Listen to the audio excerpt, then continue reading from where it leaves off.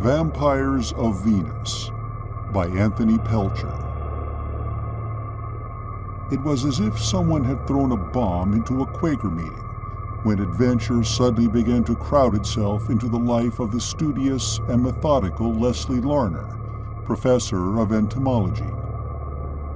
Fame had been his since early manhood, when he began to distinguish himself in several sciences. But the adventure and thrills he had longed for had always fallen to the lot of others. His father, a college professor, had left him a good working brain and nothing else. Later, his mother died, and he was left with no relatives in the world, so far as he knew. So he gave his life over to study and hard work. Still youthful at 25, he was hoping that fate would give him a break. It did. He was in charge of a government department having to do with oriental beetles, Hessian flies, boll weevils and such, and it seemed his life had just been one bug after another. He took creeping, crawling things seriously and believed that, unless curbed, insects would someday crowd man off the earth. He sounded an alarm, but humanity was not disturbed. So Leslie Larner fell back on his microscope and concerned himself with saving cotton, wheat, and other crops. His only diversion was fishing for the elusive rainbow trout. He managed to spend a month each year in the Colorado Rockies angling for speckled beauties. Larner was anything but a clock watcher, but on a certain bright day in June, he was seated in his laboratory doing just that. Just 5 minutes to go, he mused. It was just 4:25 p.m. He had finished his work, put his affairs in order, and in 5 minutes would be free to leave on a much-needed and well-earned vacation. His bags were packed and at the station. His fishing tackle, the pride of his young life, was neatly rolled in oiled silk and stood near at hand.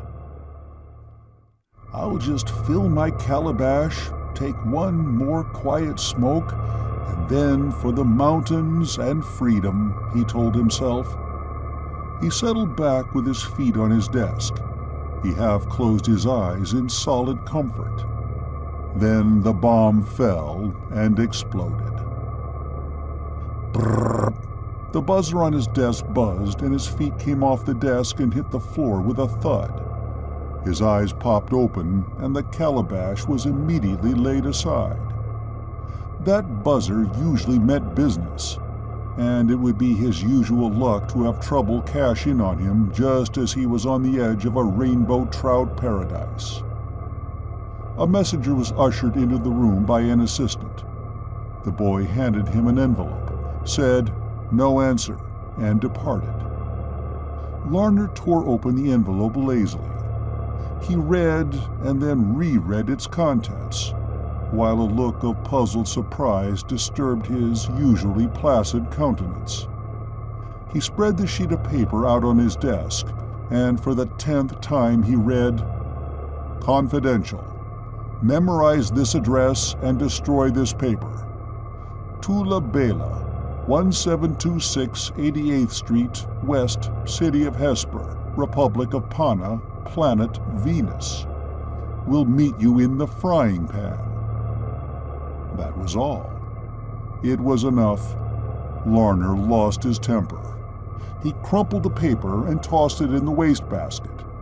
He was not given to profanity, but he could say Judas Priest in a way that sizzled.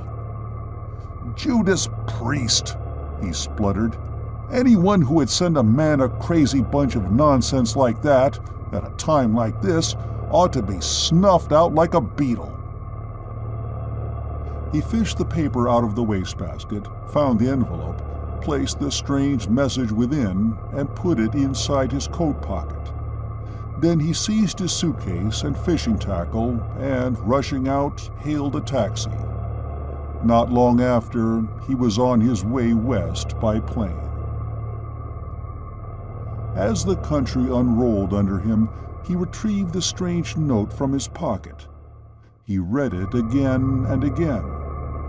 Then he examined the envelope. It was an ordinary one of good quality, designed for business rather than social usage. The notepaper appeared quite different.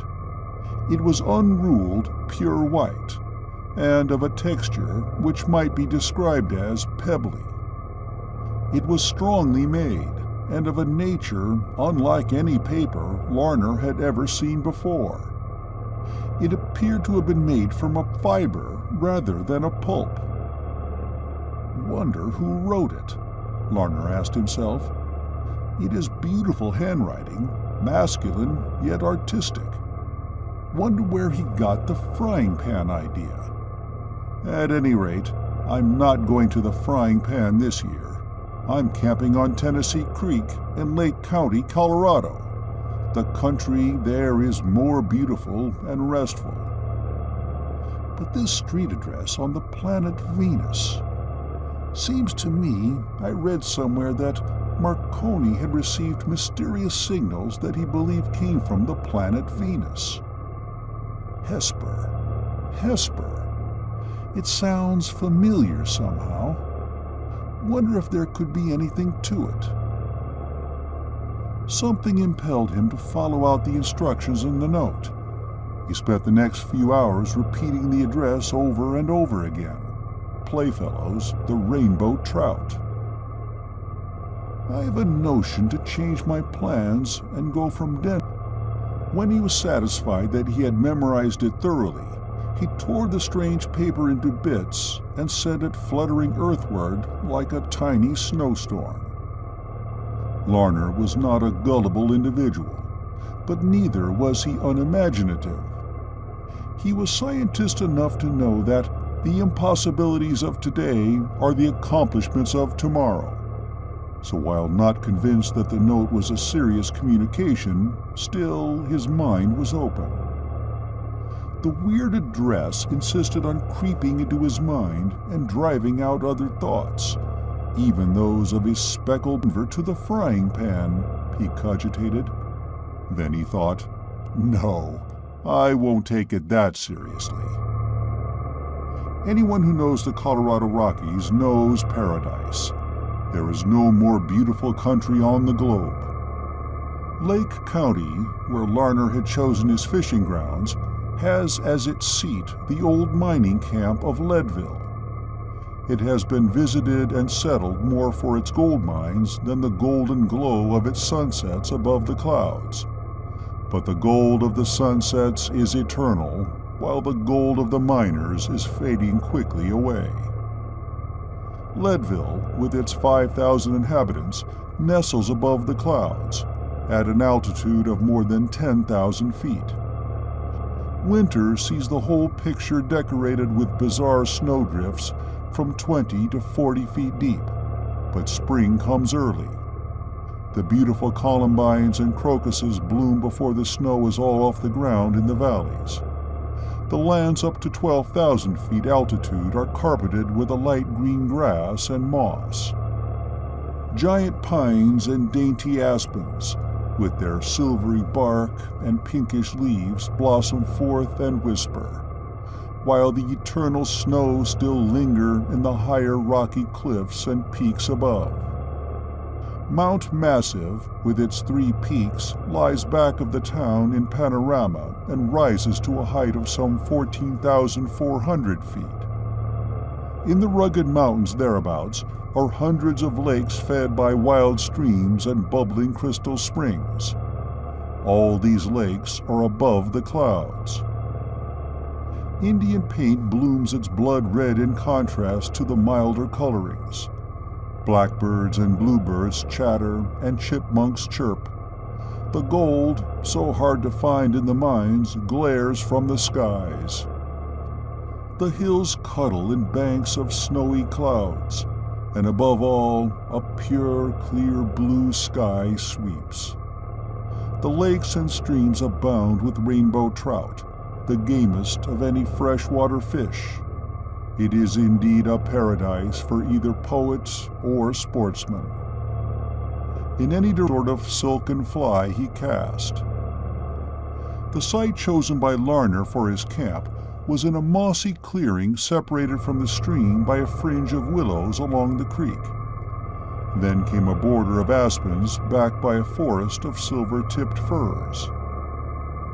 It was ideal, and his eyes swept the scene with satisfaction. Then he began whittling bacon direction near to Leadville. A man can find heaven and recreation and rest.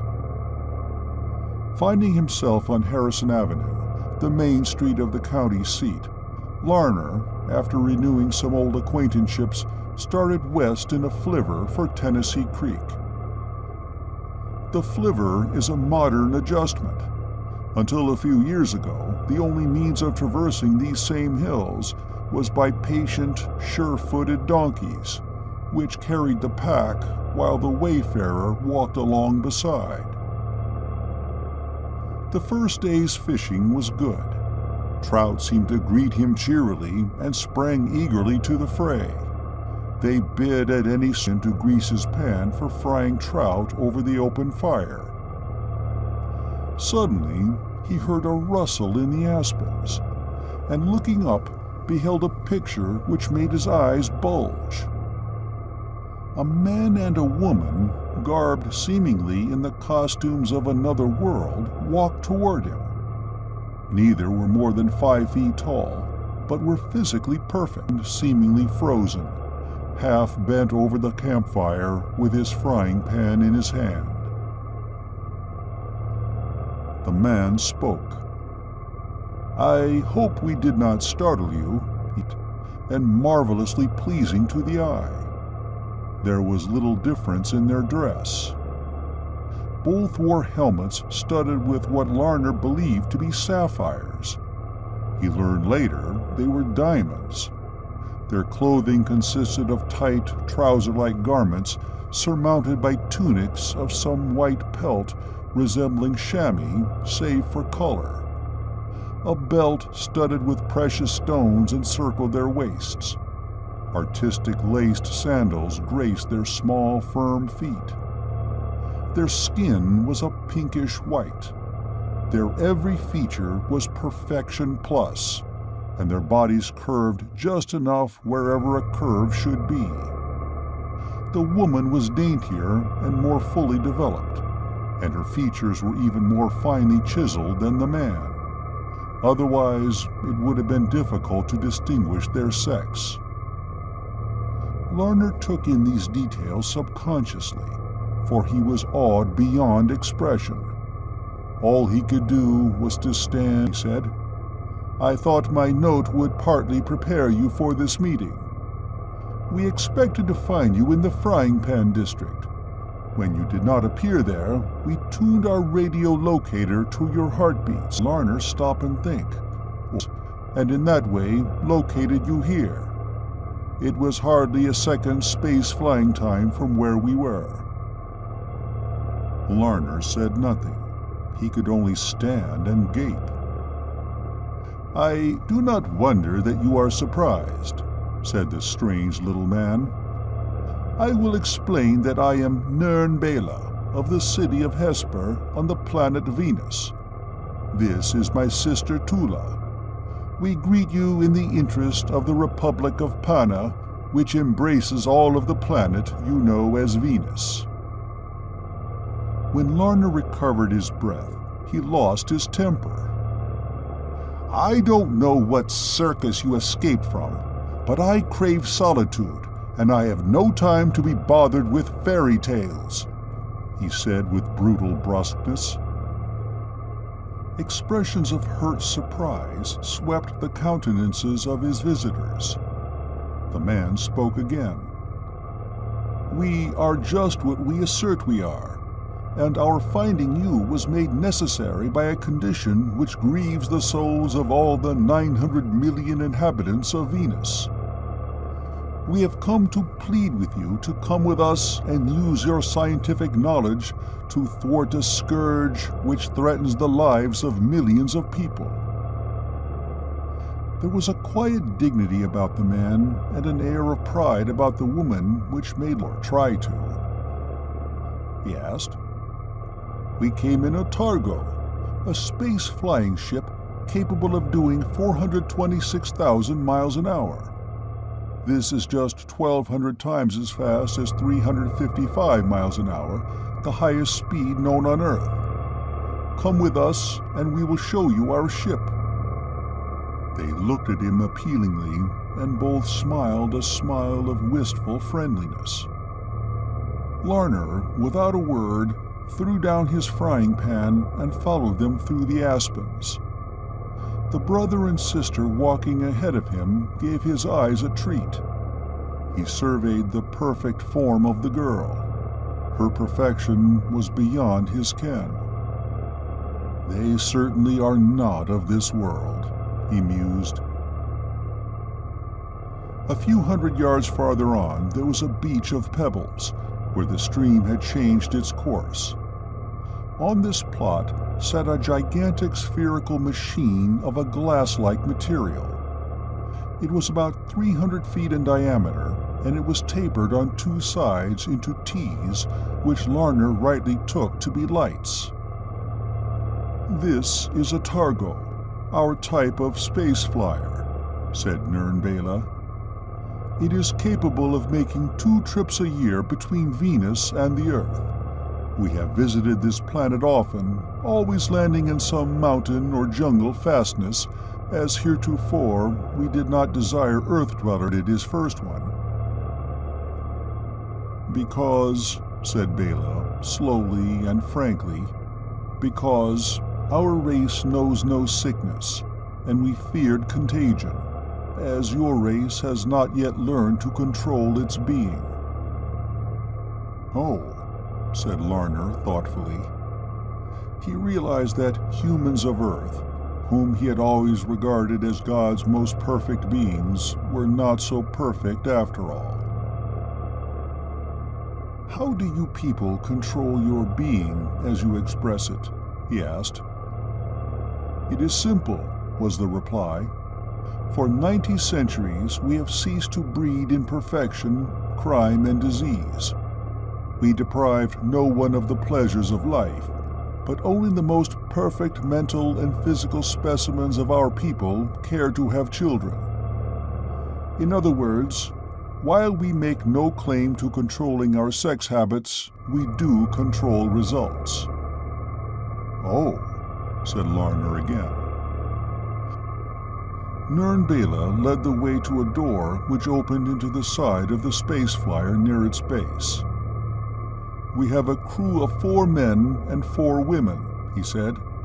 They handle the entire ship, with my sister and I in command, making 6 souls aboard in all. Why men and women? Thought Larner. As if in answer to his thought, Bela says to him struggled for sex equality and have accomplished it. This is a perfect balance. Men and women engage in all endeavor and share all favors and rewards alike. In war, too? Asked Larner. There has not been war on Venus for 600,000 years, said Bela. There is only one nation, and the people all live in perfect accord. Our only trouble in centuries is a dire peril which now threatens our people. And it is of this that I wish to talk to you more at length. They were standing close to the Targo. Larner was struck by the peculiar material of which it was constructed. There was a question in his eyes, and Nirnbela answered it. The metal is duranium. It is metallized quartz. It is frictionless, conducts no current or ray except repulsion and attraction ray NTR 69X6, by which it is propelled. It is practically transparent, lighter than air and harder than a diamond. It is cast in molds after being melted, or rather fused. We use cold light, which we produce by forcing oxygen through air tubes into a vat filled with the fat of a deep-sea fish resembling your whale. You are aware, of course, that is... He smoothed the metal of the targo in appreciation of its marvelous construction, but he longed most to see the curious light-giving mechanism, for this was closer to his own line of entomology. He had always believed that the light-giving organisms of fireflies and deep-sea fishes could be reproduced mechanically. The interior of the ship resembled in a vague way that of an ocean liner. It was controlled by an instrument board at which a man and a girl sat. They did not raise their heads as the three people entered. When called by Bela and his sister, who seemed to give commands in unison, the crew assembled and were presented to the visitor. "Earth dwellers are not the curiosity to us that they seem to be to you," said Tula Bela, speaking for the first time and smiling sweetly. Larner was too engrossed to note the remark further than to nod his head. He was lost in contemplation of these strange people, all garbed exactly alike and all surpassingly lovely to look upon. An odor of food wafted from the galley, and Larner remembered he was hungry, with the hunger of health.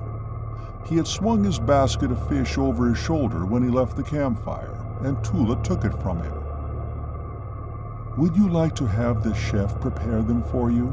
she said, as she caught his hungry glance at his day's exact. He rubbed his... "You will not miss your fish dinner," said the girl. "I believe there is enough for all of us," said Larner. "I caught 20 beauties. I never knew fish to bite like that. Why they..." And he was off on a voluminous discourse on a favorite subject. Those assembled listened sympathetically.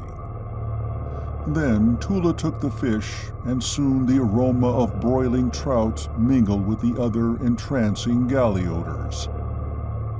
After dinner, at which some weird yet satisfying viands were served and much unusual conversation indulged in, Nern Bela led the way to what appeared to be the captain's quarters. The crew and their visitor sat down to discuss a subject which proved to be of such a terrifying nature as to scar human souls. "People on Venus," said Nern, and his eyes took on a worried expression, "are unable to leave their homes after nightfall due to some strange nocturnal beast which attacks them and vampirishly drains all blood from their veins, leaving the dead bodies limp and empty." "What? How?" questioned Larner, leaning far forward over the conference table. The others nodded their heads, and in the eyes of the women there was terror. Larner could not but believe this. "The beast's blood. How many there are, we have no means of knowing, and we cannot find their hiding and breeding places. They are not native to our planet, and where they come from, we cannot imagine.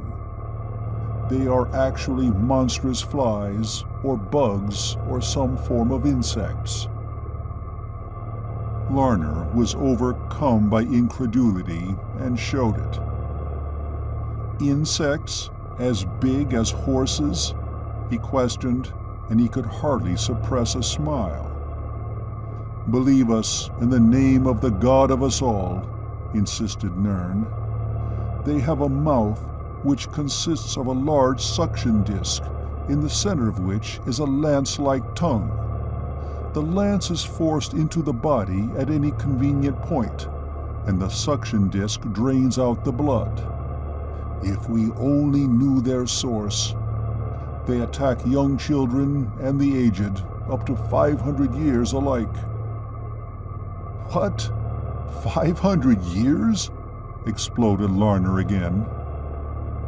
"I should have explained," said Nern simply, "that Venus dwellers, due to our advanced knowledge of sanitation and health conversation, live about 800 years, and then die invariably of old age. The only unnatural cause of death encountered is this giant insect. Accidents do occur, but they are rare. Of the last week in his mind, the more he believed he was dreaming. His thoughts took a strange turn. Why do these vain people go around dressed in jeweled ornaments? Nern again anticipated a question. Diamonds, gold, and many of what you call precious stones are common on Venus, he volunteered. Talc and many other things are more valuable. Talc? Yes, we use an immense quantity of it. We have a wood that is harder than your steel. We build machinery with it. We cannot use oil to lubricate these wooden shafts and bearings as it softens the wood, so all parts exposed to friction are sprayed constantly by a gust of talc from a blower. You use talc mostly for toilet purposes. We use it for various purposes. There is little left on Venus, and it is more valuable to us than either gold or diamonds. We draw on your planet now for talc. You dump immense quantities.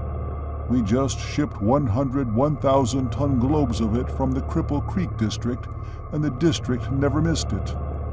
We drew most of it from your mine dumps. Nern tried not to look bored as he explained more in detail. We brought 100 hollow spheres constructed of duranium. We suspended these. Then we use a suction draft at night, drawing the talc from the earth, filling one drum after another. This is done by tuning in a certain selective attraction that attracts only talc. It draws it right out of your ground in tiny particles and assembles it in the transportation drums as pure talc. On the Earth, if noticed at all, it would have been called a dust storm. The drums, when loaded with talc, are set to attract the proper planetary force, and they go speeding toward Venus at the rate of 426,000 miles an hour. They are prevented from colliding with meteors by an automatic magnetic device. This is controlled by magnetic force alone, and when the targo gets too close to a meteor, it changes its course instantly. The passenger targo we ride in acts similarly. And now, may I return to the subject of the vampires of Venus? Pardon my ignorance, said Larner, and for the first time in his life he felt very ignorant indeed. I know little more than I have told you, said Nern, rather hopelessly. Our knowledge of your world, your people, and your language comes from listening in on you and observing you without being observed or heard. This might seem like taking an advantage of you, were it not for the fact that we respect confidences and subjugate all else to science. Over should instances we were unable to find minds attuned to accept such advanced ideas. We have had the advantage of you because our planet is so many millions of years older than your own. There was a plaintive note in Nern's voice as he talked. But now we are on our knees to you, so to speak.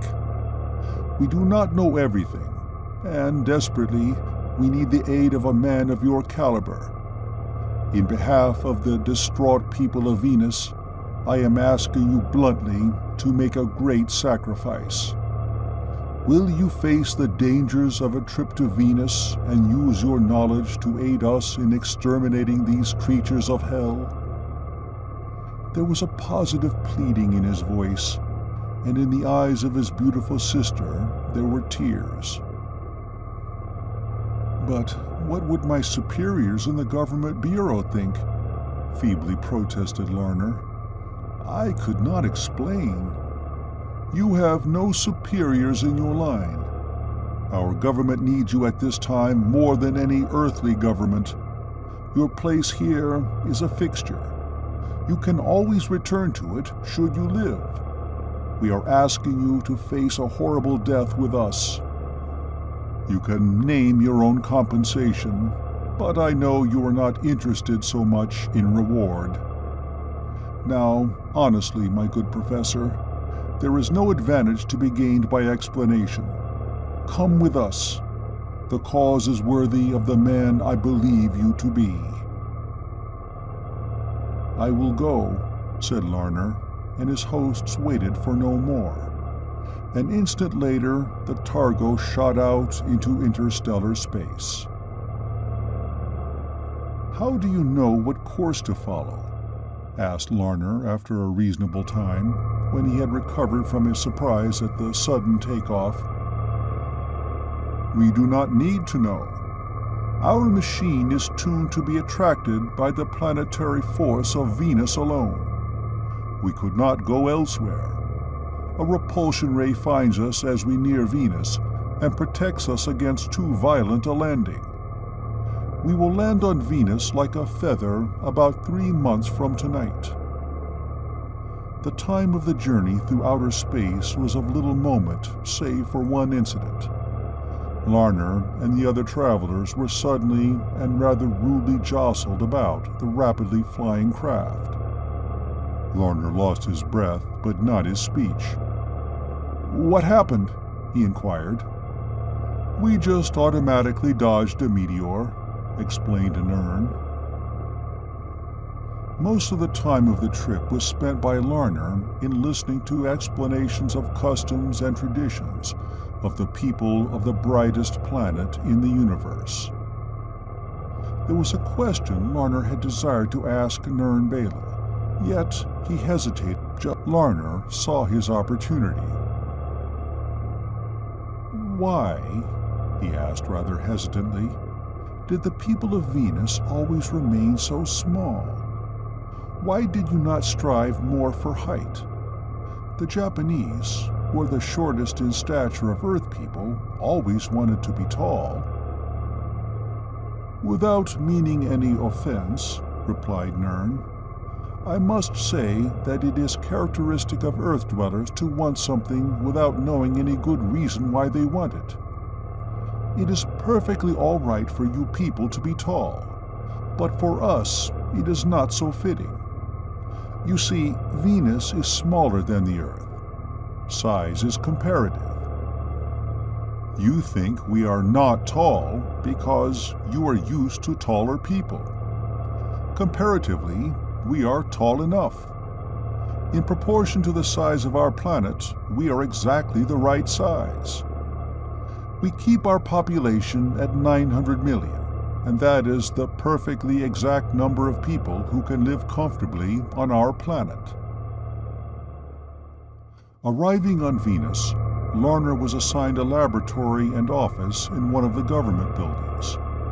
It was a world seemingly made of glass. Quartz, of rose, white, and crystal coloring, Larner found, was the commonest country rock of the planet. In many cases, it was shot full of splinters of gold. The effect was bewildering. It was a world of shimmering crystal. The atmosphere of Venus had long puzzled Larner. While not an astronomer in the largest sense of the word, yet he had a keen interest in the heavens as a giant puzzle picture, and he had given some spare time to the study. He knew that from all indications Venus had a most unusual atmosphere. He had read that the atmosphere was considerably denser than that of the Earth, and that its presence made observation difficult. The actual surface of the planet he knew could hardly be seen, due either to this atmosphere or seemingly perpetual cloud banks. He had read that the presence of atmosphere surrounding Venus is indicated to earthly astronomers during the planet's transit by rings of light due to the reflection and scattering of collected sunlight by its atmosphere. Astronomers on Earth, he knew, had long been satisfied of the presence of gray cloud banks, as rocks and soils could not have such high reflecting power. He knew that, like the Moon, Venus, when viewed from the Earth, presents different phases from the crescent to the full or total stage. Looking up at the sky from the quartz streets of Venus, Larner beheld, in sweeping grandeur, massed cloud banks, many of them apparently rain clouds. I say handle planetary force, what you call gravity. We form them and move them at will. They are our rain factory. We make rain when and where we will. This ensures our crops and makes for health and contentment. The air, you will note, is about the same or a little more moist than the Earth air at sea level. This is due to the planet's position nearer the sun. We have been striving for centuries to make the air a little drier and more rare, but we have not succeeded yet. The heavy content of disintegrated quartz in our soil makes moisture very necessary for our crops, so our moist atmosphere is evidently a provision of Providence. We are used to breathing this moist air, and when I first visited the Earth, I was made uncomfortable by your rarefied atmosphere. Now I can adjust myself to breathing the air of either planet. However, I find myself drinking a great deal more water on Earth than on Venus. In this fairyland, which had enjoyed centuries of peace, health, and accord, stark terror now reigned. In some instances, the finely bred, marvelously intelligent people were in a mental condition bordering on madness. This was especially true in the farming districts, where whole herds of Venus dwellers depended for their milk and dairy supplies, and for their warmer clothing, which was made from the skin. The hair was used for brushes, in the building trades, and 1,000 ways in manufacturing. Besides the domestic animals, hundreds of people continued to meet death, and only a few of the flying vampires had been hunted down. The giant insects were believed to breed slowly as compared to Earth insects, their females producing not more than 10 eggs, by estimate, after which death overtook the adult. In spite of this, they were reported to be increasing. In the government building, Larner was placed in touch with all the government scientists of Venus. His nearest collaborator was one Zorn Zada, most profound scientist of the planet. The two men, with a score of assistants, worked elbow to elbow on the most gigantic scientific mystery in the history of two planets. A specimen of the dread invader was mounted and studied by the scientists, who were so engrossed in their work that they hardly took time to eat. As for sleep, there was little of it. Days were spent in research and nights in hunting the monsters. This hunting was done by newly recruited soldiers and scientists. The weapons used were a short ray gun of high destructive power, which disintegrated the bodies of the enemies by atomic energy. Bench, Larner asked Zorn Zada what had become of Nern Bela. In his heart, he had a horrible lurking fear that the beautiful Tula Bela might fall before a swarm of the strange vampires, but he did not voice his anxiety. Nern and his sister are explorers and navigators, was the reply. They have been assigned to carry you anywhere on this or any other planet where your work may engage you. They await your orders. They are too valuable as space navigators to be placed in harm's way. Breathing a sigh of relief, Larner bent to his labors. What other wild animals or harmful insects have you on this planet? He asked Zorn. I get your thought, replied the first scientist of Venus. You are seeking a natural enemy to this deadly flying menace, are you not? Yes, admitted Larner. All insects left Venus with this one exception are beneficial, said Zorn. There are no wild animals and no harmful insects. All animals, insects, and birds have been domesticated and are fed by their keepers. We get fabrics from forms of what you call spiders and other web builders and cocoon spinners. All forms of birds, beasts, and crawling and flying things have been brought under the dominion of. You have noticed they are unlike anything you have on Earth in anatomical construction, said the savant. They partake of the general features of Coleoptera, beetles, in that they wear a sheath of armor. Yet their mouth parts are more on the order of Diptera, flies. I regard them more as a fly than a beetle, because most Coleoptera are helpful to humanity, while practically all, if not all, Diptera are malignant. As to their original habitat, I believe they migrated here from some other planet. They could not fly through space, said Larner. No, that is the mystery of it, agreed Zorn. How they got here and where they breed are the questions that we have to answer. Long days passed on Venus. Long days and sleepless nights. The big insects were hunted nightly by men armed with ray guns, and nightly the blood-sucking monsters took their toll of humanity and animals. Finally, Larner and Zorn determined to capture one of the insects alive, muzzle its lance and suction pad, and give it sufficient freedom to find its way back to its hiding place. By following the shackled monster, the scientists hoped to find the breeding grounds. Of mats came on foot and in aircraft. Mobilization was at given points, and leading the van were Zorn and Larner and their confreres in the targo of Nern and Tula Bela. The great army of Venus carried giant searchlights and was armed with deadly ray guns.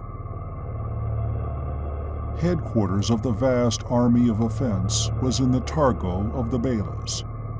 Larner was in supreme command.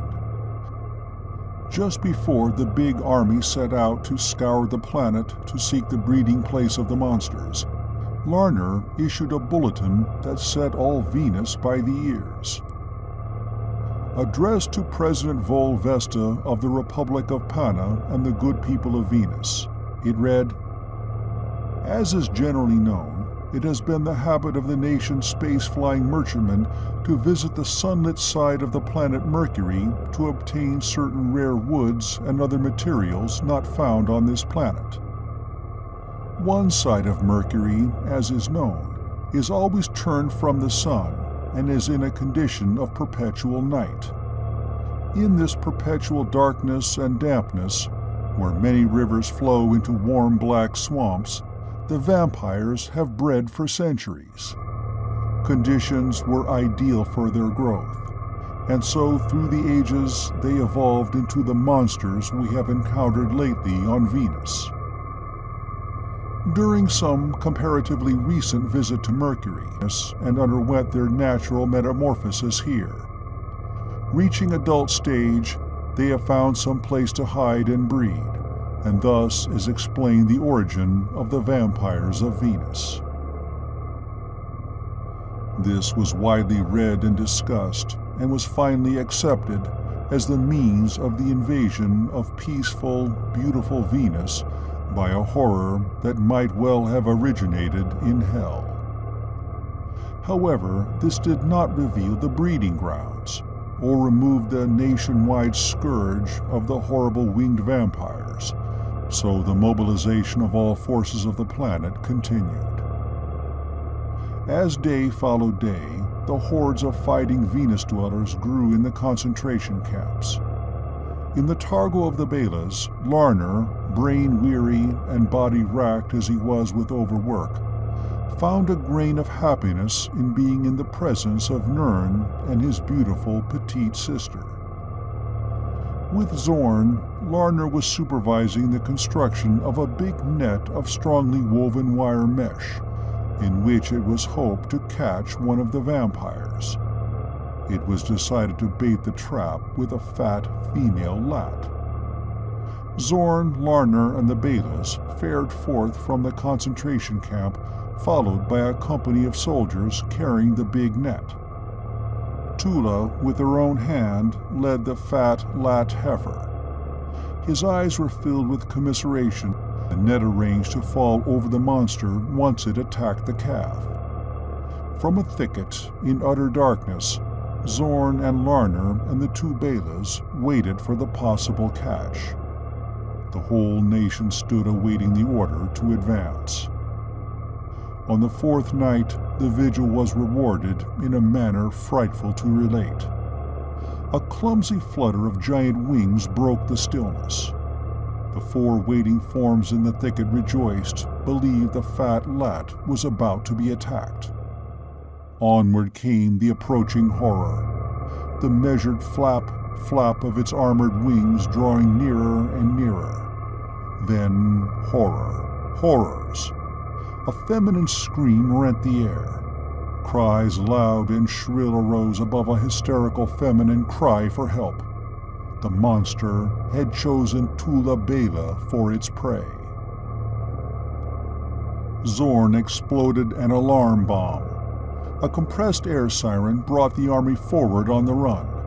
Giant floodlights began to light up the scene. The blood of Larner and Nern froze. The monster had borne the girl to the ground. Its frightful lance and copper was upraised to strike.